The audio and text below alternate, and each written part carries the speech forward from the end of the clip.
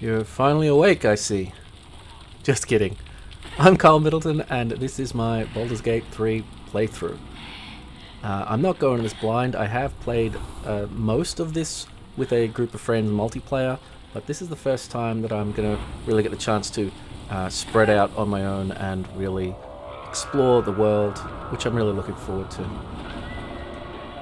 If you haven't already checked it out, Baldur's Gate 3 is an absolutely amazing game, and much like The Witcher 3, it's a sort of game where you do not need to have gone and played Baldur's Gate 1 or 2 to enjoy it at all. It is technically following those in continuity in the world, but no, you do not need to have played them.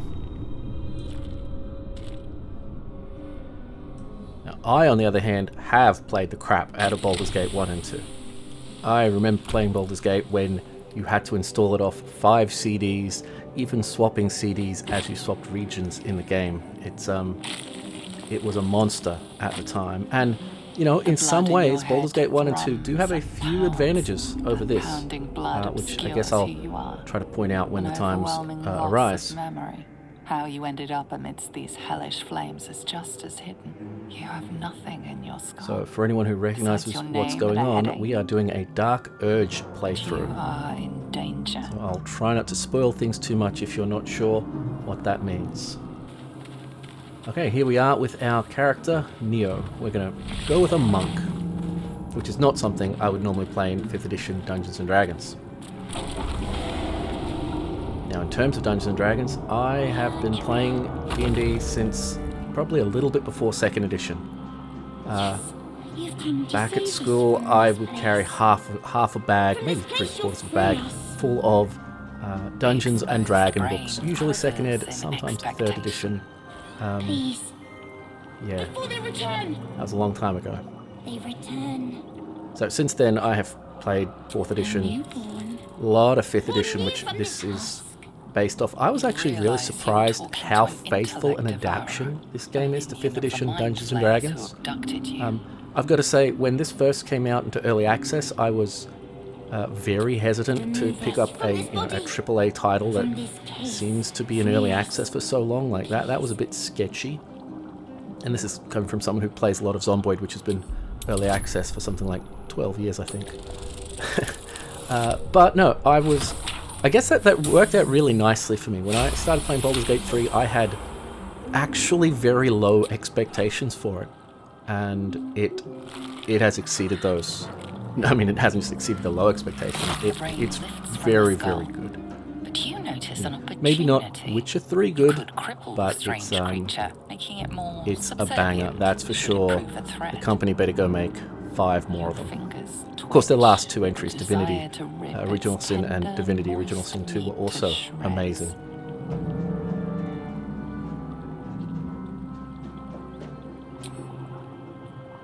So, for this playthrough, I'm not just going to upload dirty VODs, I'm going to try to cut things down. I'm thinking like 6-1 in time, maybe 10-1, I don't know if I can manage that. So that way, hopefully a 90-ish hour playthrough becomes something like 45, 20-minute episodes. That's going to mean I cut out a lot of the sorting out my inventory and that sort of thing, respecking. There's a lot of things like that, looting rooms. A lot of easy gimmies to cut out a lot of time so as to not waste the viewer's time. I will try to focus on certainly the better combats and all the frantic bisexual shipping that the game has become quite famous for. Not that there wasn't romance stuff in Baldur's Gate 1 and 2, there were. Obviously this just has the advantage of kitties and stuff. Speaking about stuff, first of our companions. Your head throbs and your skin tingles. Visions rush past. A dragon's wing, a silver sword, and a flash of your face seen through the strange woman's eyes. My head. So good Dungeons and Dragons stories need a hook, and they often need a way to keep your party together and moving in a certain direction. And Larian Studios has really focused hard on that with the tadpole angle. We exterminate the imps. All your characters start the game infected by a mind flayer, and under the normal course of events, they'd be dead in a few hours.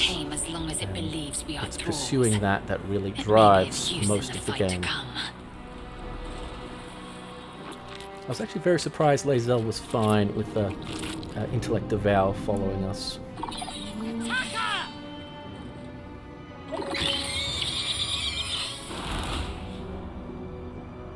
Yep, there is blood in this, there is some nudity. I'm not sure what YouTube's policies on that are for video game style nudity. I may have to censor some things.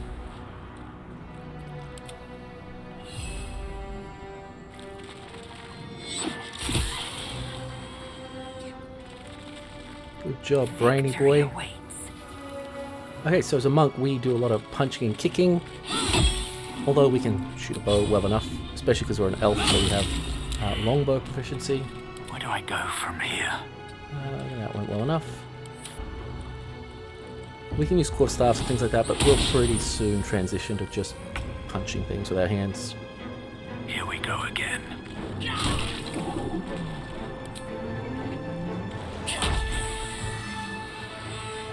There we go. You proved surprisingly adequate in battle. Now, So the developers have tried to get away from the, well, certainly what was a big problem in 2nd edition D&D, less of a problem in 3rd edition, not a problem at all in 4th, a little bit of a problem in 5th, of your round looking like, I roll to attack, I miss, okay, I'm done, next person's turn.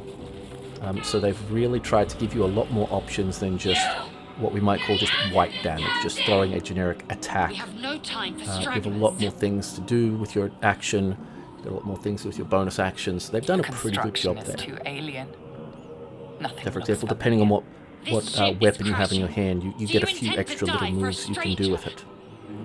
I do have a criticism there that a lot of those moves are restricted to a short rest. So like I can bop some with my staff and they might get dazed, and I can do that once per short rest. I really think that should have been more like... Sphincter. I really think that should have been more like every 2 to 5 turns. Having these things trapped behind a short rest seems to make sense, because that's the underlying mechanic 5th edition uses. But a short rest should give you back some fairly powerful things, and just sort of unbalancing someone with your stick, it's not up to that scale. Yeah, so I think they should have readjusted that a little bit. One thing you'll note from this playthrough, I don't rest. And I don't mean I don't stop playing Baldur's Gate, although that's almost true. Dungeons & Dragons, you take short rests and long rests. I really don't do a lot of long rests in this sort of playthrough. I definitely favour martial characters over spellcasters, and they don't really need to rest, especially not when the game gives you lots and lots of healing potions to chug. So I would not be surprised if we get to the end of this and I've taken like 5 long rests, something like that, and 3 of those at least are forced that you have to take. No one preserve me. That cannot be our fate. Okay, let's let The console Waifu Heart appears out of the dormant. box. Now, despite the fact we're doing a Dark What Urge is its playthrough, I think I'm going to try to stick Will with it free the captain? Or let's say more transform her like that other upstanding unfortunate? moral party members for this one. We'll certainly be switching our people in and out as we go to the missions where they have specific Suddenly you feel interests, hideous, or else they can really get very, very unhappy with you. The parasite. but Then yeah, discomfort fades, I'm and tired of another putting up with sensation Emo Heart. washes over you. I think she's going to be Connection. sidelined for a while, although at the start, you know, we'll take what we can Authority. get. Authority. DC2. Lol. You feel the biomechanical The rolling brain effect of the looks nice. console Obviously, it shows up process a hell of a lot in the your game. I'm guessing And someone key to it. produced all that and shiver then runs they across your high-fived mind. themselves and went out for a You beer because they feel really nailed that sated. very well.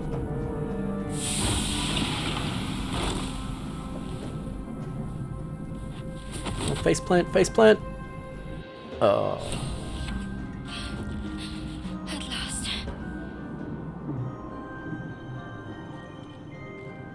Okay, so we've got a Thought Yankee that warrior, damn thing was going to be my which are Thank you.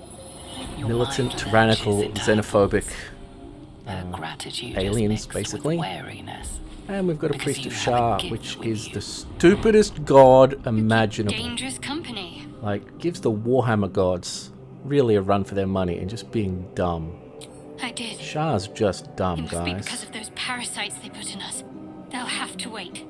I need to get off this ship alive first. Let me come with you. We can get off this ship and watch each other's backs along the way. Shadowheart. One moment. Yeah, she's very angsty. But all the companions in this have Trust me. Enough of monkeys this on their chatter. back. We They've need got to get to the helm. devils in their Now. past. Some She's right. very, very literally. Lead on. It's done very well. In Baldur's Gate 1 and 2, your companions, they had their interests, they argued with each other, you could romance them. It went a little further probably in that some of them refused to travel with each other or would even come to blows with each other. We are This nearing the flirts helm. with that a little, Once but I do think inside, Baldur's Gate do 1 as and I 2 went a say. little bit further there. Who put you in charge? The characters in this Trust are my own obviously judgment. deeper. They've got a lot more to say, Okay. they're more involved in the story. Of course you've got, I don't know, maybe 7 or 8 companions in this, and Baldur's Gate 1 and 2 we probably had more like 30. Okay, so here's the first big fight, potentially big fight, depending on how you deal with it, to get off the Mortaloid. Get him, little flying boys. Oh, I didn't like that. Connect the nerves of the transponder. We must Mind Flayers have always been cool villains. I'm glad they're getting their Do it. day in the limelight. We will deal Although with the I am a gate bit of sad there aren't more Artemis beholders in this. And no aboleths. A brain with feet shouldn't be that cute. Now.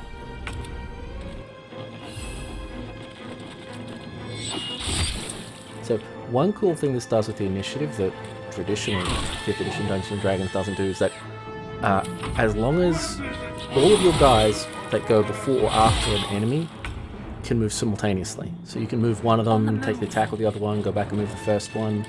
So that's very flexible. Obviously when playing multiplayer it's a lifesaver, which means that 3 of you are doing your stuff at the same time. You're not all forced to wait for each person. Yeah, I don't think it'll work as well in pen and paper, but I think it's still probably a good idea.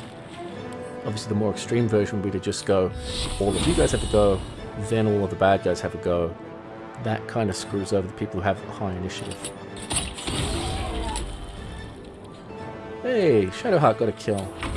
That's probably never going to happen again. She's notoriously...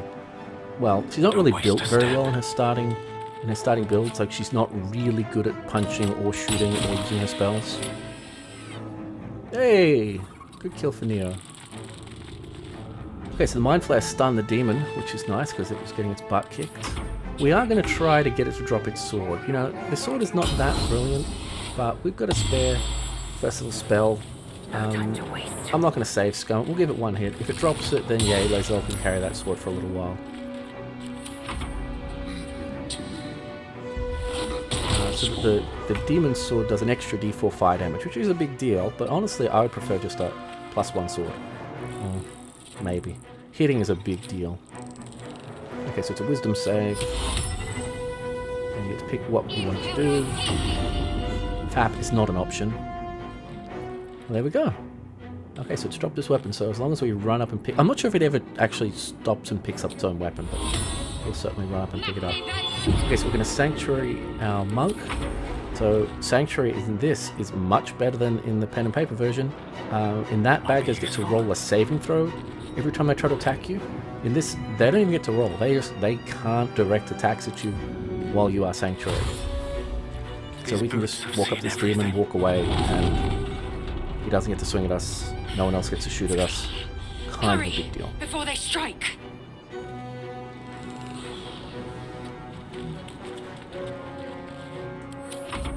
Yep, so we don't have to worry about getting jumped by all these guys. He's still wailing on the Mind Flayer. And none of these things really matter. I guess if we kill things, we probably do get to keep a little bit of XP for that, so we should at least take some shots. Oh, sends it. If this ship Nicely hits the done. ground, Yeah, we we're get 10 dead. XP for that. Have to keep going. Okay, and we'll get there with a dash, and we can tag the endpoint, and that's us done. The helm's And that is the entrance. Nautiloid over with. You've made it in time.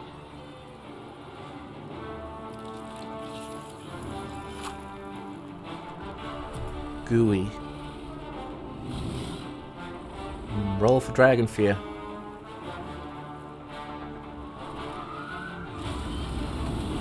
I don't know why this Dragon's Breath doesn't really seem to do much. Like, it didn't really actually seem to hurt anything, and it totally should have. Oh, 12d6 falling damage.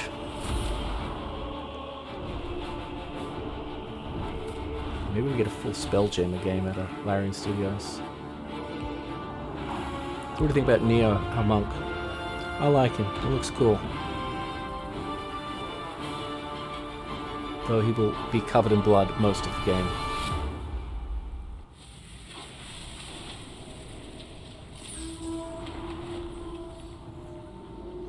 And there we go. That's the intro done.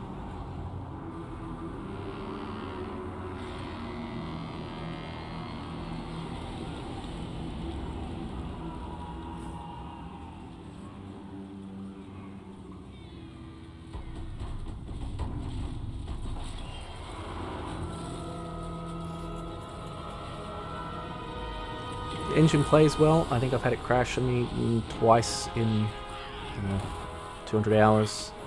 A few little bugs here and there, but the developers are working on them frantically to fix them. It's a banger. If you haven't played Baldur's Gate 3, highly recommend it. Especially if you can play it with some friends.